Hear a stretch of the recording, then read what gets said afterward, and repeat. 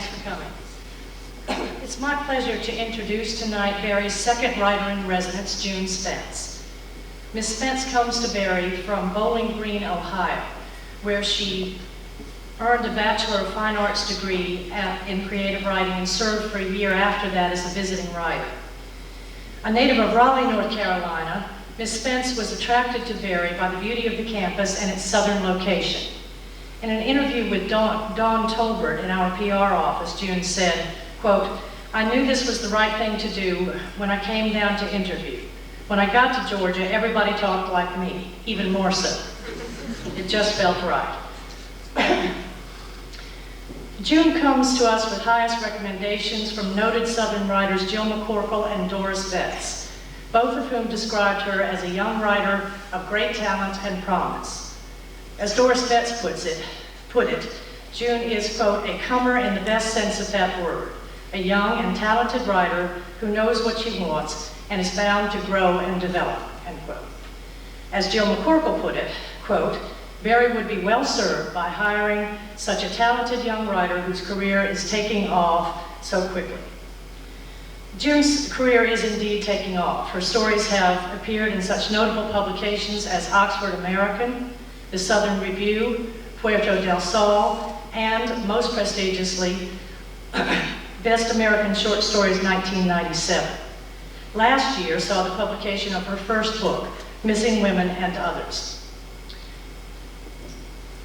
Reviewers have praised Miss Spence's use of language, her mastery of form, and her empathetic but uncompromising sensibility. Southern writer Kate Gibbons described her stories as, quote, "both gentle and firm, quiet and packed with glorious candor," end quote. Larry Brown, praising June's, quote, "beautiful sentences," says that she writes about her characters with knowledge and intelligence, with wit and insight, and a generous helping of compassion. June's talents and energy are benefiting our students and our community in numerous ways. She's teaching creative writing classes, judging the fiction submissions for the Emerging Writers Contest of the Southern Women Writers Conference, and appearing as a featured speaker at the conference next spring. She will also contribute to the life of our community through such events as tonight's reading, as well as some visits to local community groups. After June's reading, you're all invited to a reception in the Ford Living Room, where copies of June's book, Missing Women and Others, will be available for sale and signing. Also, after her reading, June will take questions, so you might want to be thinking about some questions you want to ask her after the reading. Please welcome June Spence.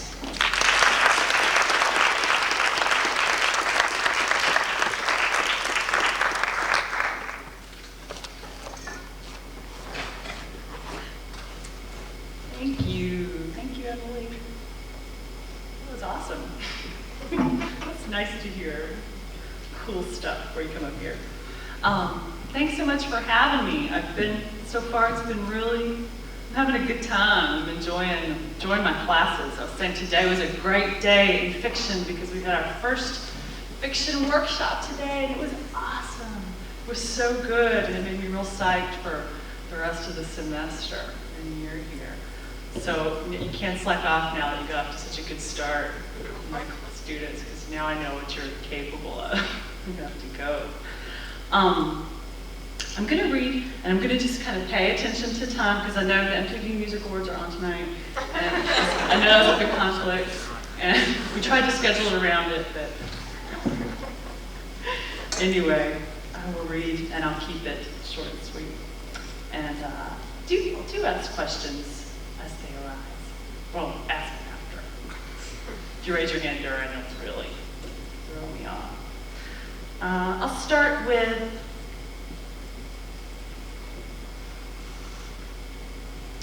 a story called Prodigy, and it's something. How is this, by the way? Is it too echoey? It's okay? I could stand back a little bit. How's that for sound in the back? Pretty good.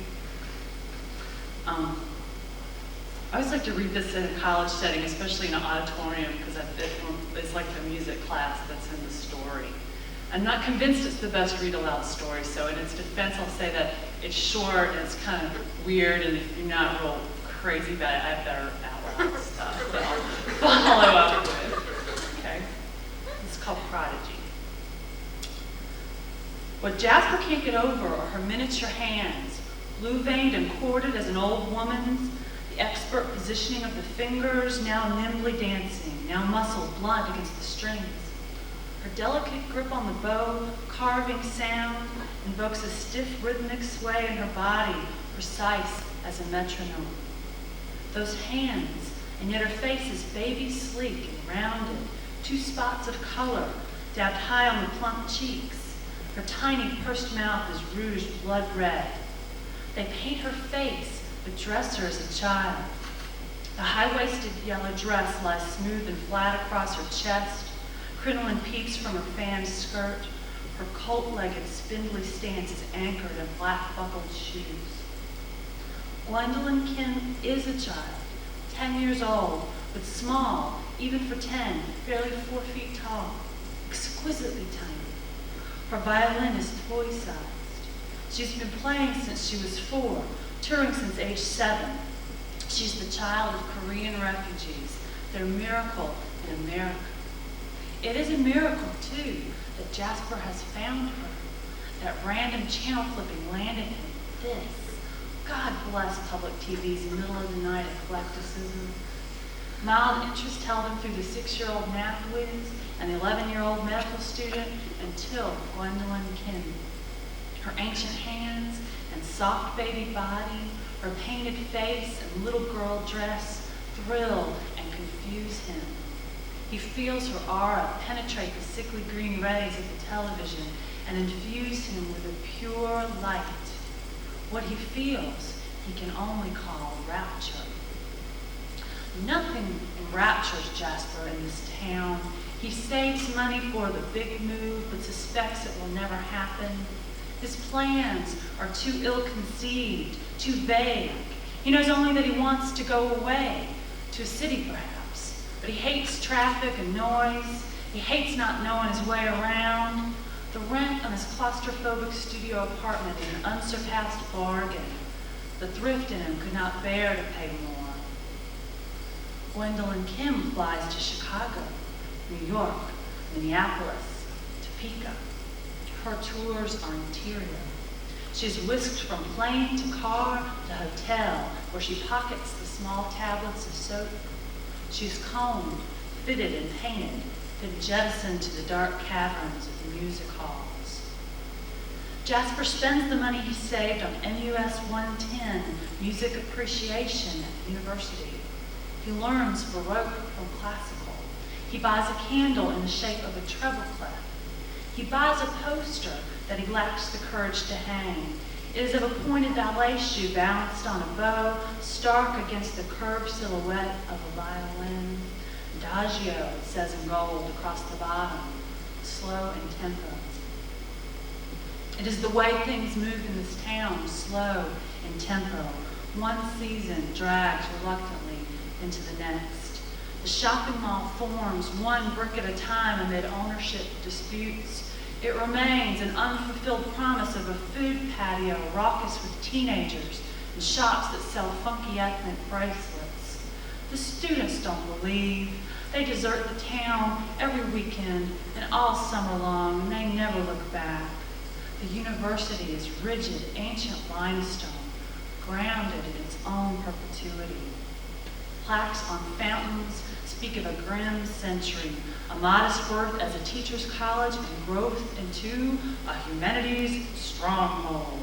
Jasper feels he conceded to something when he paid for his 3 credit hours. Perhaps it's just the new vocabulary, tuition, elective, bursar, syllabus, transcript. Jasper rides his bike to the Collins Auditorium 2 mornings a week for his music lecture, then to Rollo's, where he replenishes the salad bar and wipes down tables. Rollo's every day. From mid-afternoon on, people collect around the bar, noisy, rude, furiously drinking. They spill more liquor than they drink, and they polish off heaping platters of chicken wings and nachos.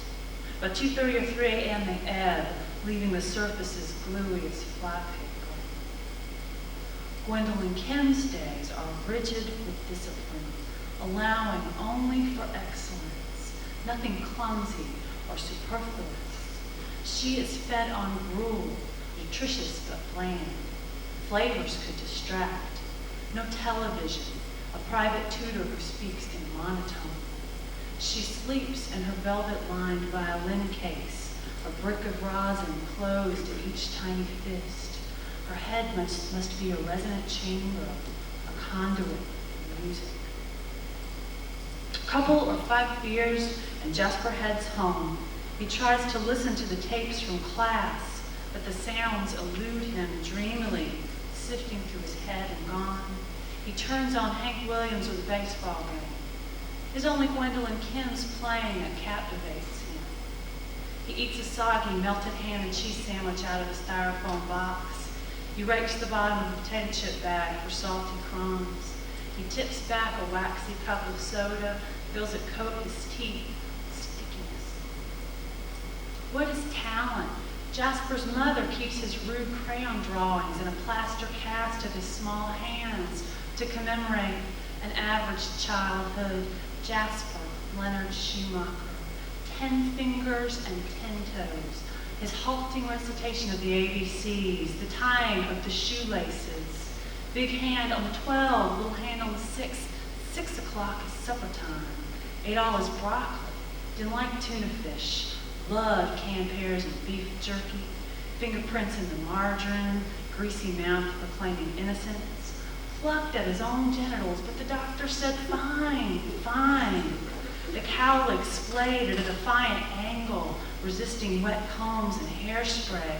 Cursive and times tables on the dry brown paper. Strep throat and chicken pox. A broken wrist. Going with a girl, freckles and gray eyes, who plunged her tongue into his mouth 6th grade. His fingers traced the elastic of her bra, but the teacher found them in the spring-damp woods beyond the soccer fields. Drafting class, English lit, track team that ended with the cigarettes.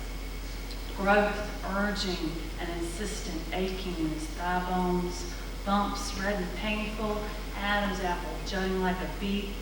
Best friend Phil, who lit his own farts to make a blue flame, and got them sweet red wine to drink.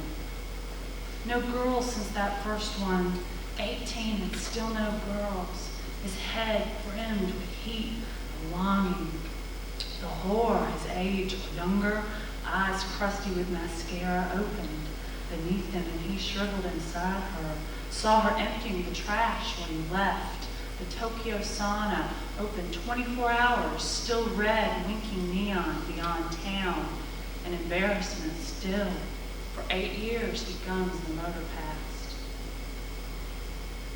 Gwendolyn Kim coats her tongue with the soap, waggles it at her tutor. See, too sick to play tonight. When she's sick, she gets to wear her flannel pajamas and drink hot chicken broth. She is given 2 vitamin C pills and holds them sour in her mouth until they burn. The draperies are closed and the tapes are shut off so it is blissfully quiet and she can rest. But today the tutor shakes her head ruefully. Jig is up. She sees the foam edging Gwendolyn Kim's lips. Shame. Everyone is expecting you. Is lighting your own farts a talent? Is whoring?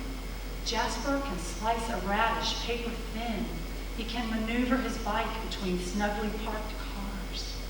The music class, he learns, is considered a blow-off. Nobody goes to the listening lab. The tests are true, false, and multiple choice. They are required to attend 3 musical performances, but people nab the programs for evidence and leave at intermission. The professor is hapless and kind. He ignores the frantic snores and plays an assortment of instruments. So far, the oboe, the accordion, and the bagpipes. No strings, though, no violin. Jasper doggedly attends each lecture, even after the caterwauling bagpipes caused him to clasp the sides of his head. Is doggedness a talent? In the murmuring dark, in the amniotic wings, Gwendolyn Kim waits. Her accompanist, another of the great gray pianists who change from city to city, fumbles with the buttons on his vest, claps his big meaty hand down on her shoulder before shuffling out onto the stage, only the tiny glow of the lamp over his sheet music to guide him. But Gwendolyn Kim steps out into a circle of light, violin nestled in the crook of her arm. There are restrained smatterings of applause. They are wary of her size and reserve their enthusiasm. They are curious. They are doubting. She is too wee and adorable. They expect only to be charmed. At the lip of the stage, she peers down at the shadowy audience, imagining expectant moths. Mess up, and in you go, she tells herself. They will devour you with pity. She slides a foot sideways, then forward slightly, inching her toes ahead to test the edge. She swings her violin up and fits her chin into the rest, clears her throat expectantly, the bow poised. The piano tinkles feebly behind, and she razors, wings beating furiously, the bow a zigzag, a stabbing, her forearms thrum, retract, her wrist palpitates blood to the fingers leap and press with programmed certainty. Then slowly she sears the strings, a distended moan. Jasper skips out on the jazz ensemble, number 2 of the required 3 of intermission. At the entrance, his professor leans against a pillar, smoking. Did you remember your program? He quips to Jasper, who unclasps and scrambles onto his bike. No time for irony. Rollo's, then home.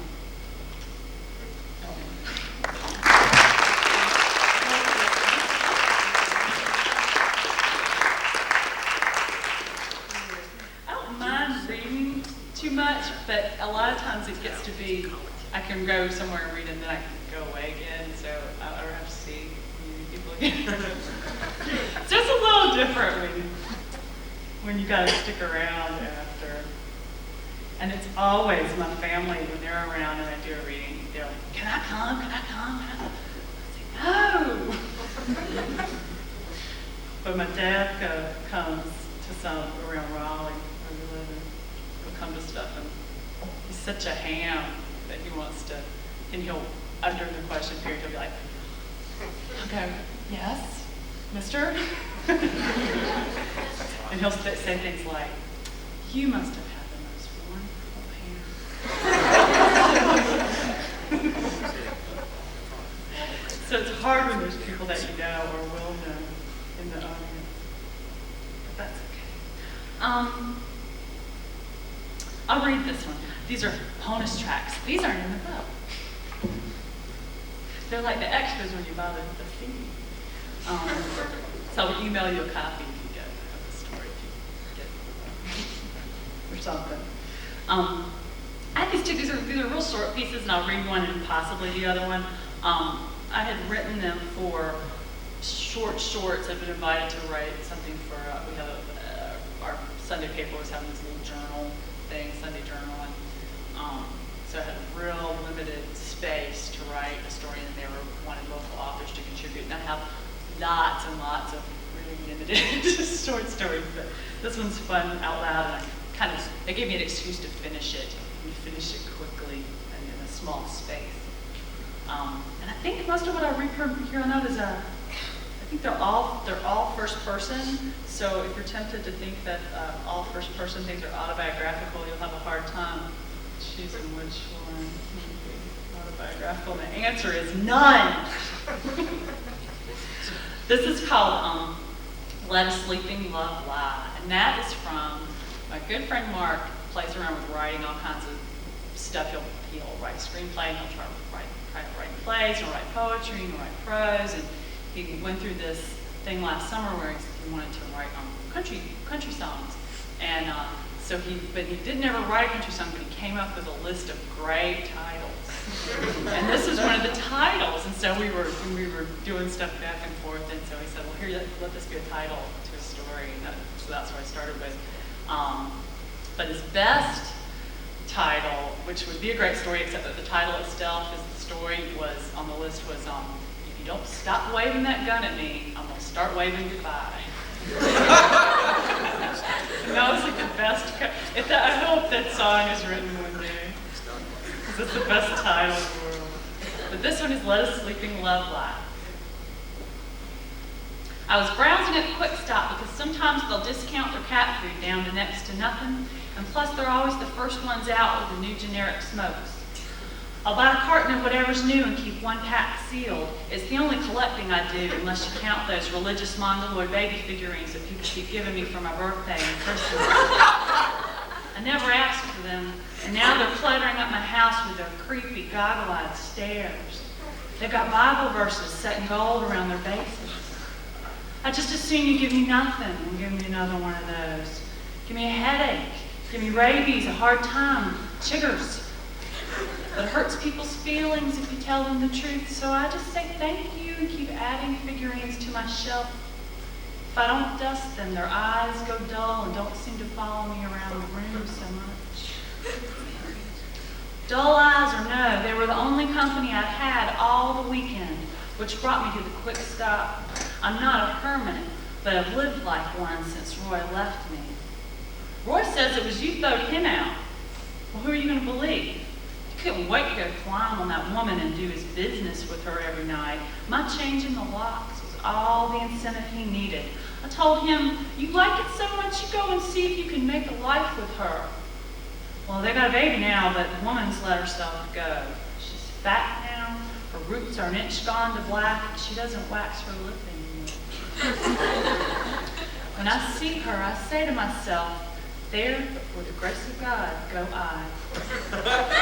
Then go I home and dust the figure.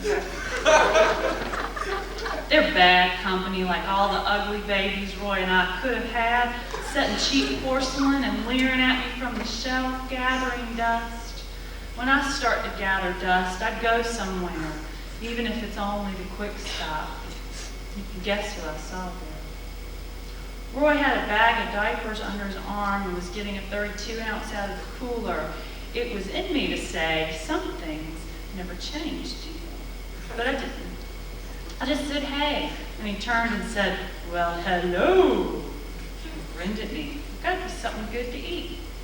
It was the grin that got me in with Roy to begin with. His teeth were good then, white and strong and even rows, a loyal man's teeth that promised solid years, wholesome food. He had a good job turning the lathe that made chair and table legs for dining room suits, and the factory gave us a whole set in varnished maple for our wedding present.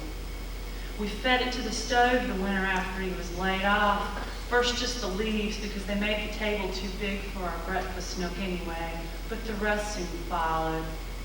We had time roasted marshmallows over it, cold nights huddled together over the lawn ends. The roads division took me on as a toll booth operator, and Roy cooked up a scheme where I would pocket half the take and hand it off to him every afternoon when he drove through, but I refused. Already the figurines were getting to me. I had most of the 10 Commandments by then, including thou shalt not steal, inscribed at the feet of a pious, pop-eyed angel, her hands open and empty, clean. What we needed was a stern, no adultery figurine to chase Roy. But apparently that is a limited edition piece, pricey and hard to locate. By the time our maple set was gone, so was Roy. I have a patio dining room set in resin now, and if I burned it, the fumes would kill me. You doing all right? You need anything? Roy just grinning like he knew. I found myself telling him that the water heater was on the blink again, thinking that if I had bought a new one instead of paying for a divorce, I'd always have a warm bath. But I'd still have a rotten husband, and sometimes a cold shower is just a wake-up call I need. He said he'd come by soon to fix it if I wanted. I almost said okay, knowing what it was I'd be agreeing to. Roy couldn't fix a flat tire, couldn't fix his way out of a paper bag. He would just bang on the thing with a wrench, drink his malt liquor, and try to get me into bed. You have no vision, he would accuse me when I nixed the toll booth scheme. But I was tormented by visions all that spring of him with some pretty blonde, younger, thinner, more willing to break commandments than me. He'd wanted children, and I'd wanted us to have some other things first, even when I quit the pill trying to keep him. It's no consolation that the woman's looks are gone and my belly flat as a teenager's. Grace of God, I tell myself, grace of God, but it doesn't take. Somebody knocked their horn and I looked outside and saw that woman parked in front of the Quick Stop, the old Pontiac I helped Roy buy before we were married. Their baby was standing in her fat lap, just craning to get a look at his daddy, whose teeth, it must be told, were not so good. Time to say, it looks like you have enough to tend to and get out of there. No cigarettes, no cat food, but my head full of self-righteousness and dignity. My mama says, let sleeping dogs lie. I say, let lying dogs be. The grinning ones are just fixing to bite me. There, by the frozen foods, I hesitate. Yeah.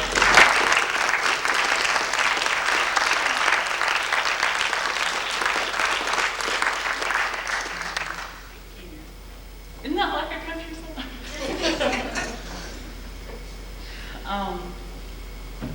I'll read this one. Another first person. A different first person. It's in the form of a journal. We had a journal piece today we talked about, and that inspired me to read this journal. I don't know why it's in a journal form, except it's almost like an impossible journal. I can't imagine if I have to sit and think about somebody sitting and writing all this down. I can't quite imagine it, but that's the conceit. Anyway, it's called Sick Log. May 23rd. I woke with a vague nausea, a persistent but not unduly high fever. The timing of my brief contagion couldn't have been better, I felt, given the point we were at in our relationship, Hamilton and I. We'd been tackling the everyday errands together. We'd walked down the bright aisles of grocery stores, filling our baskets with high-fiber cereal, dandruff shampoo, and the compromising off-brands of toothpaste and toilet paper. Side by side in the laundromat, we'd sorted piles of underwear, our every red-edged pore and stark relief beneath industrial fluorescence that revealed the shabby grays and yellows of our so-called whites. We'd culled the sale racks, taken turns at the gas pump, beaten rugs, scrubbed toilets, and broiler pans. These shared tasks quickly preempted dating. Dating wasn't keeping up with the intimacy of the commonplace. So the time was ripe, I thought. A mild illness is more real life staring you right in the face, bleary, sniffling. I predicted Hamilton would be moved by my vulnerability, as well as my dogged perseverance. His nurturing spirit would be stirred. Hamilton awoke to my soft groans and asked, was I hung over? Which really called into question his empathic potential. I sank back into my pillow, too weary and dejected to even dignify that with an answer. He tried to make amends by palming my forehead and giving me aspirins. He asked, what else do you need? I demurred. He persisted. I gave him the spare key to my apartment so he could slip back in while I was sleeping. He brought back orange juice, broth, and vitamins. He rearranged the blankets I had kicked off, smoothed back my fever-damp hair, and whispered, get well, call me if you need anything, and left. I triple-dosed the vitamin C and rallied by mid-afternoon. May 24th. Hamilton called and asked how I was, and I said ovulating. I wanted him to develop a respectful awe of the female body. He asked, could I eat barbecue and ovulate at the same time? Hamilton thinks this passes for witty banter. I said I didn't know if I could be very good company since I was so likely to be absorbed in my own mysterious inner workings. I savored that uncertain pause that indicated he didn't know if I was kidding. I said, I'm kidding. Let him off the hook. But later, I set aside my plate of fiery ribs and mashed his hand against my belly. There goes another one, I said. Fertile as the Nile. I didn't after supper, nuzzling over in front of the television set, which is our usual Sunday affair. Left before 11 o'clock. May 25th. Showed up late for work. At lunch with the boss, found myself weeping openly at the salad bar. Those gherkins, forlorn as zombie toes, speckled with sodden cloves. I couldn't bear it. They made my feet itch. I thought I'd contracted leprosy. Suspected Hamilton at once of the most grave infidelities. He still volunteered at the soup kitchen long after a stint of court-ordered community service had placed him there. I had thought he stayed on from charitable feelings, but knew then he had fallen for some transient urchin dropping her digits during prayer time. It was plain as the nose on my face, also suddenly itching, scaly red. My boss sent me home. Hamilton called, but I let the answering machine feel that one wasn't ready to confront him. Soaked in an oatmeal bath, slathered myself with Lubriderm, and wearing gloves to bed. May 26th. Soft and rosy by morning, all signs of leprosy gone, but fever returned, and with it, patchy white designs on my tongue, geographic tongue, a map of the former Soviet Union etched inside my mouth. The frozen wastes of Siberia, land of gaunt dissidents. I went to work embracing capitalism. The boss was wary, but I showed her my open-toed sandals, red polish, stark against clean, healthy feet. She kept me behind the counter all day. Hamilton sent flowers, big, weepy hothouse variety. They made me sneeze. The card said, "Whither is my girlfriend?" I gulped in histamine tablets, arranged to meet him later. May 27th. Tongue a bland, uniform pink, but throat is raw and scratchy. Am allergic not to hothouse flowers, but to Hamilton, or possibly just his cologne, Spartacus, which I've discarded. Called in sick to work and spent the morning scrubbing all traces of the scent from his apartment, hauling clothes and bed linens to the laundry, went home and did same. The afternoon was exhausted, my throat pulpy and blooming with pus. Muscles ached, glands felt like eggs. Hamilton appeared on my doorstep at dusk, bewildered. "Why did you clean without me?" he demanded. The forbidden scent wafted from his collar, gagging me, and I swooned. "Cologne!" I rasped, my ravaged throat closing up. I thought I might need a shot of epinephrine, like those people who are deadly allergic to the bee stings. I would have to get a medical alert bracelet. I came to minutes later, and Hamilton was crouched over me, grim with concern. I took a tentative gulp of air. "Your cologne," I managed. "I'm not wearing cologne," he assured me. "So it is Hamilton then. He's making me ill." I could not yet bear to break the news to him. I sent him away with a grocery list: lip balm, more aspirins and juice, herbal immunity tonic, but to no avail, I knew. Light bulbs, fragrance-free laundry detergent. "I hate shopping alone," he complained. "You need to see a doctor." "Doctors are for sissies," I told him. He wanted to stay, but I insisted I needed the supplies. He left, hapless, taking with him his sneezy, throat-closing allergies. May 28th. I slipped between the purified sheets I'd scalded in bleach and slept dreamless until this morning. Did not hear Hamilton return with supplies. He was gone when I woke, had not stayed to sully my linens, only a note that said, "Call him." I did, feeling revived, a little weak, but elated, as though all my sails had foisted off an invasion. My throat was clear, glands subsided. At the sound of Hamilton's voice, though, plaintive, petulant, there arose such a buzzing in my ears I nearly dropped the phone. My head reeled and I gripped the table for balance, upsetting the groceries he'd left for me. Vertigo, I shouted over the din. You're giving me vertigo or swimmer's ear or something. I told him about the leprosy.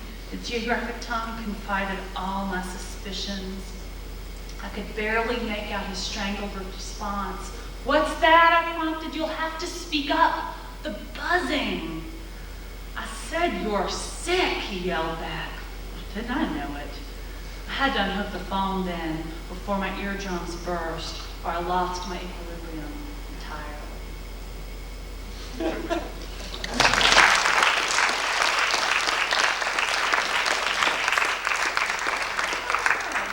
That's what we call it, unreliable narrator. My aunt loved this story. She's like, he made her sick. She's sick of him. She's sick of me. Go, girl. When I answer questions, I think one more would push it a little too long. Anybody have any?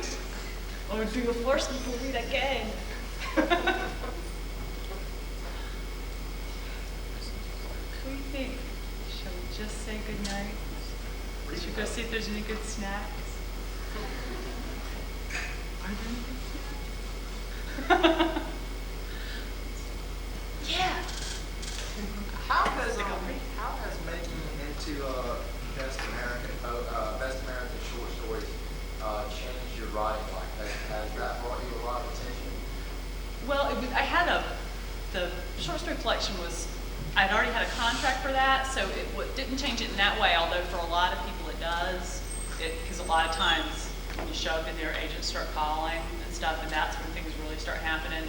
And it kind of, the story had come out in a magazine, and then later it got, so it was sort of like right in the middle of that, and it was good. It was one of those things that's like, well, that's really good. That's a nice thing to happen before the collection comes out. So not a lot, but probably in some nice ways. Sort of lots of good things seem to happen at once. So, but it's weird, publication changes some of your writing or your writing life in a way that I don't think is necessarily so high, because you get really distracted with all the other outside stuff outside of writing. And it's real exciting. I had a really exciting and fun year, but it's a lot of distraction. That seems to be about writing, but it's really only about marketing. And so it can be very confusing. But overall good, because that's the thing that you hope happens, the thing that you want to happen is that what you write will be read.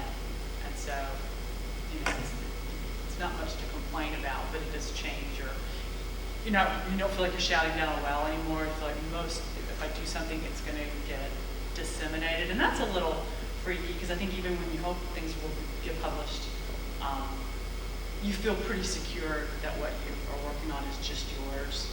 You're not thinking too much about outside of that So until. you internalize that into your writing when it happens, thinking ever that will be heard, and then Sometimes, maybe what you write about, the stories you choose to send out, maybe. I don't know how much it's changing that. I just think that I'm aware of something that I was less aware of before when I'm writing. And I don't know if it's good or bad. And I suspect that I need to think about that a lot less. Because I don't think any of that has a whole lot to do with when you're drafting and you're working. But it's nice to think. Because I'm prone to huge fantasizing anyway. And so it's not a whole lot different from when I would be writing before and having these delusions of grandeur. So maybe it's not so different. Did I answer your question? Anything else? Yeah. Just out of curiosity, do you have any projects right now for your computer as far as writing? Yeah, I'm half-ass working on a novel, and I'm working on a novel. I've got a bunch of unfinished short stories that I sort of scrounge around from one to the other. When I get tired of one thing, I pick back up another one. So I'm always sort of got something on that I'm working on. The big thing, the tackle is a novel. So, but that seems to be the natural direction, because mostly the things I was working on seem to stretch longer and longer and have more scope. But I'm a big short story fan. I'll always write short stories. That's the stuff.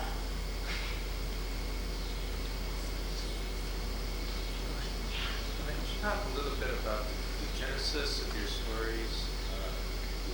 Ideas come to visit you, you have to go seek them out, or what comes into place first of all That's a great question. when a story is being born? A lot of times I usually start with a character. That's very much my way of doing it, which is not the only way, certainly. But think about characters a lot. I have a certain voice that I start to think about a lot. Maybe it's inspired by someone I know or have encountered, so I'm sure it's usually in some way relative to an experience. But I almost always start with one or two characters first and then see where they go, and then that's the story. There's a couple of things are really rooted in true events, but then the story kind of goes off on its own tangent. There's a story in the collection. Well, the title story is based very much on something that happened in Springfield, Missouri, with 3 women that went missing. And so that's a real concrete case of something real happened, and then I wrote about it, which is not always. It's usually a lot more oblique than that. It's usually a lot more just somebody said something, somebody told me something, and it just kind of cooked around in my head for a little bit, and then I was ready to write about it. That's where I started writing about. I rarely go in with a plan, like a plot plan, or I have a general idea, and I'm usually proven wrong about halfway through about my notion of what that was going to be. But that's part of the fun of it too, because if I think I know the beginning, middle, and end, then I get kind of tired trying to get to it. I'm like, hurry up, y'all, hurry up, die, so I can get out.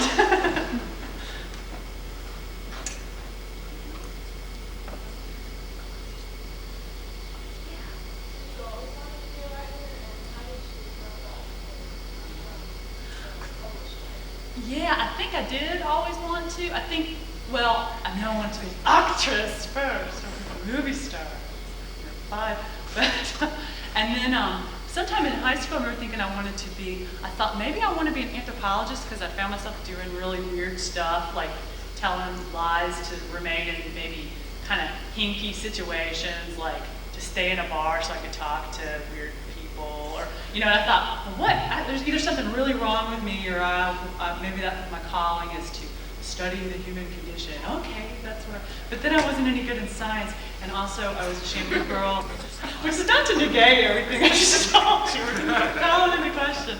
But so I think I kind of wanted to. I didn't really start writing until I was in college. Not really, not like stories. Really bad poetry. I still write some really bad poetry. But getting published was, and when I went to a fine arts program, I went to Bowling Green, part of that program was a really neat sort of immersing you in the business of, okay, so you're writing, and you're writing stuff, then you think you want to get it out there and get published, so what do you do now? And so a lot of people were just starting to send work out to various literary magazines and to various magazines, just trying to find an audience for it. So I started really doing that there. They had a great incentive that while you were a poor grad student, they would pay. Our one perk was that we had franking privileges. So you could send as much stuff out as you wanted, and the creative writing program would pay the postage, which was great because everybody got in the habit of just sending out work over and over again, really sending out work. And then starting to rack up rejection slips, which you really have to do, because you have to not get so upset by rejection slips that you won't send your stuff out again, because then you'll never get found. Like, the story that I think I told my class this, the story that ended up in Best American Short Stories, I had no fewer than 13 rejection slips from various places, most of which were a blank standard rejection, not a, thank you, kiss my foot, nothing. So if I just felt like, well, apparently this story sucks because several places didn't like it, that it would never found the right place. So I got in the habit of sending my work out a lot, all the time, everywhere. And then by the time I was through with that program, the following year I had enough stories to sort of get that, at least that minimal manuscript length for competitions. And usually that's around 150 pages. It's different for each competition. But once I had that, I started sending out an entire manuscripts to those things. And they're set up for new writers, emerging writers. They're meant to find emerging writers. And so one of the things I sent to was the Willa Cather Awards, which is part of Helicon 9 Press out of Kansas City. And it was selected for that. So that was my first thing. And the guy who judged that contest, Leonard Michaels, was a writer who really had done a lot of mentoring of young writers, had gotten a lot of people started, and he sort of took that manuscript and ushered it around to editors and found me an editor. So it's a Cinderella story. But that's how that happened. So luck, but also getting, I think a big chunk of it was luck, but also making your own luck by getting stuff out so broadly that the right person at the right time can see it. Is how I think that works. Or buying a press. Which I can't afford. Did I answer your question? Anything else? Yeah.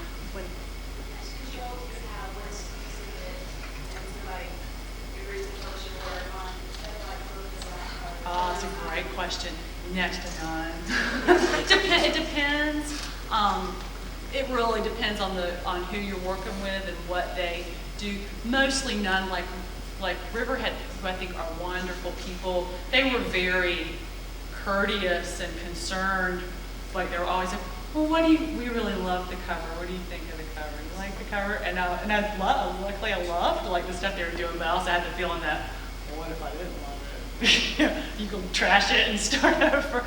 So it was sort of, they were solicitous and kind, but probably a lot of strategy stuff about the book was not so much up to me at all. But luckily, I think they did. I was real happy with the things they did. More importantly, and I think maybe this is part of what you're asking too, how much control over that material, like presentation of it, editing of it, etc. And that, I think, you hear horror stories all the time about someone taking your work and doing so much stuff to it that you don't recognize it anymore as yours and losing control of it. And that's certainly a danger. Again, I just think I was really lucky to work with people who seemed very concerned with keeping things as I wanted them to be. She was good in the final kind of go-round of going through individual stories. She was really good about tagging things and asking a question, and just saying, just sort of inviting me to think about something that maybe was a little, not all it could be or something. So she was very light touch about that, my editor. But again, that stuff depends on the editor. But I think you can find, I think it's worth finding the one who is willing to help represent you and your work in the best possible way. That's worth it. That's worth more than just publishing at any cost, no matter what. Do you find that there are particular themes that have general appeal to readers? Are there particular areas or subjects that people like dirty stories. No, I think that when you find your audience, that there's an audience for, there's so many different audiences. And you see what the things that have the most appeal are probably the things that make it onto you'll see it in the supermarket aisle. That's how broadly disseminated that work is. You won't find me on the grocery aisle, but you'll find Stephen King or D.N.R. Koontz or Danielle Steele, and probably because what they're writing is so broadly appealing, tackling, and most things are that you tackle in books have everyone is interested in to some extent. We're interested in the dark side of human nature, and we're interested in love. We're interested in all the confusion that goes on between two people. So I think in that way, I mean, those are the kinds of things I write about. Certainly, I think that audiences are more, my audience is probably more limited. Certainly is more limited. And that audiences are something that sort of develop with time too. So I don't know, anything that interests human beings, anything that's about the human condition is probably to some extent appealing to everybody. And then writers have their own individual subsets of audiences that really get what you have to say, that really are interested in the same kinds of things you're interested in. I guess. That answers. Was there somebody in the back? What would you say is what are some of the differences that you saw between Ohio and